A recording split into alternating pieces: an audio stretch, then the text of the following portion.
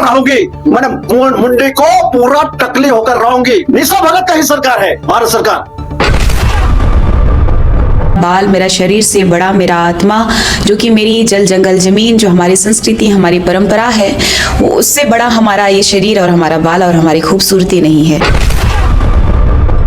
वो निशा भगत प्रचार करे कि सभी लोग जितना युवती और स्त्री हो सब लोग टकली हो जाओ पूरा झारखंड और भारत के अंदर में। टकली होकर के बाल को लेकर के वो साल का जो मैंने पत्ता से जो बना करके लेके जा रहे हैं मोदी के पास, ये गोड़ लगने के लिए, पाँव छूने के लिए ये बहुत बड़ा काम कर दी है। सुंदरता को मैंने कुर्बान किया इसीलिए क्योंकि मेरा बाल मेरा शरीर से बड़ा मेरा आत्मा, जो कि मेरी जल जंगल जमीन, जो हमारी संस्कृति हमारी परंपरा है, वो उससे बड़ा हमारा ये शरीर और हमारा बाल और हमारी खूबसूरती नहीं है।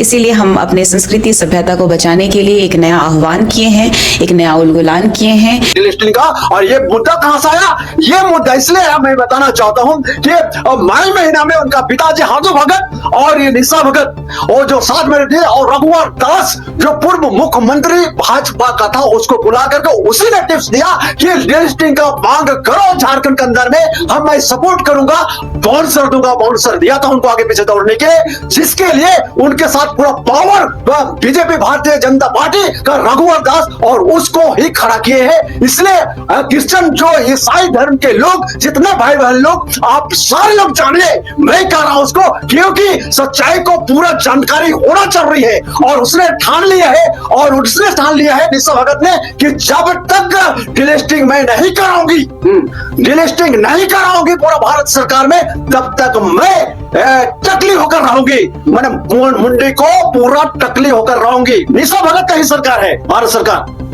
बीजेपी का सरकार है। अब कहो ना बाबा गोड़ लगे, और ये अच्छा फार्मूला बनाए है, अच्छा फार्मूला बनाए टकली होकर के बाल को लेकर के वो साल का जो मैंने पत्ता से जो बना करके लेके जा रहे हैं मोदी के पास, ये गोड़ लगने के लिए, पाँव छूने के लिए ये बहुत बड़ा काम कर दी है कि कर दी है। इसलिए काम किया है कि उतना कम से कम मोदी का चरण में वो तो हमको जानेगा।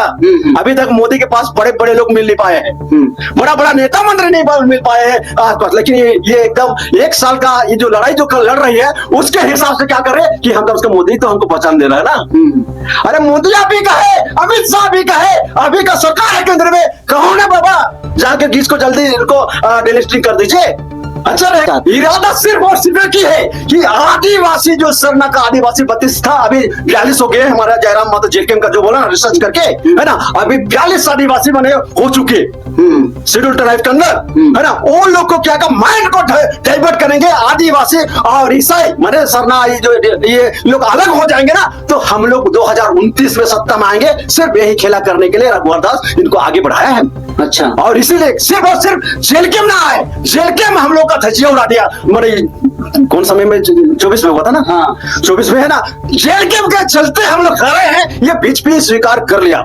अच्छा, और 29 में भी जेलकेम से के चलते हम लोग हारेंगे, इसको भी रिसर्च कर दिया, जिसके लिए 29 में जीतने के लिए ये छत्तीसगढ़ में जिस तरह से आदिवासी और ईसाई करके लड़वाया और छत्तीसगढ़ में सत्ता आया, उसी वही तर्ज पर झारखंड में यहाँ पर क्या क्या निशा भगत ज्योत्सना को इंजन लकड़ा भी सामने जो आ रही है, और उनके साथ फुलचंद तिर्की और कोई सोमा जो यहाँ का जो है ना, वो लोग सोमा राव, ये लोग जो टीम बना लिया है, वो लोग भी एक ही बात कर रहे हैं कि हम लोग बीजेपी के हैं, खुल के बोल नहीं पा रहे हैं। अच्छा, लेकिन इसको पूरा झारखंड जान गया, इंडिया जान गया कि बीजेपी का है और उसी का काम कर रहा है। इसलिए आदिवासी लोग बीजेपी को पहचानो, आदिवासी लोग निशा भगत को पहचानो, उसका टीम को पहचानो। 13 नंबर में कुर्मी का नाम था, और 13 से लेके 50 तक उसका नाम था शेड्यूल ट्राइब के अंदर कुर्मी का और था, इसलिए उसको चिल्ला रहे थे। उसको आग मैंने क्यों लगा, बीजेपी को लगा है निशा भगत को नहीं, बीजेपी को लगा कि हम और उन लोग तो बोल नहीं सकेंगे, कहीं बीजेपी को बोलेगा तो हम लोग को कुछ हो जाएगा, वोट आ रहा है बोल के, तो हम ये बोलना चाह रहे हैं। इसलिए निशा भगत को, ज्योत्सना को